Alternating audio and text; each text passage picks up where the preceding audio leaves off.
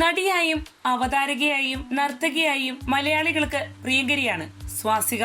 മലയാളത്തിലെന്ന പോലെ തമിഴിലും ഏറെ ശ്രദ്ധ നേടിയ ഈ നടി ഇപ്പോൾ അഭിനയ രംഗവുമായി ബന്ധപ്പെട്ട തനിക്കുള്ള ഒരാഗ്രഹം പങ്കുവച്ചിരിക്കുകയാണ്. തനിക്ക് ദേവതകളുടെയോ രൗദ്രഭാവമുള്ള ശക്തമായ കഥാപാത്രങ്ങളുടെയോ വേഷങ്ങൾ ചെയ്യാൻ താല്പര്യമുണ്ടെന്നാണ് സ്വാസിക തുറന്നു പറഞ്ഞിരിക്കുന്നത്.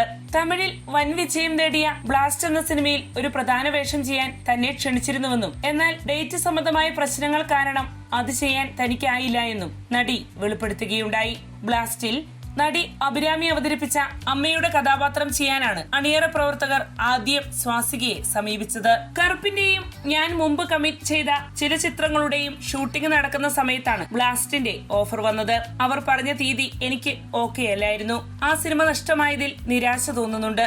സ്വാസിക പറയുന്നു, ഒരു സമ്പൂർണ്ണ ആക്ഷൻ സിനിമയുടെ ഭാഗമാകണമെന്ന ആഗ്രഹം എനിക്ക് ഉണ്ടായിരുന്നു. എന്നാൽ ആ അവസരം നഷ്ടപ്പെട്ടത് വലിയ വിഷമമാണ് ഉണ്ടാക്കിയത്. എന്നാലും ഭാവിയിൽ ഒരു ശക്തമായ ആക്ഷൻ സിനിമയിൽ അഭിനയിക്കാൻ അവസരം ലഭിക്കുമെന്ന പ്രതീക്ഷ എനിക്കുണ്ട്, നടി പങ്കുവച്ചു.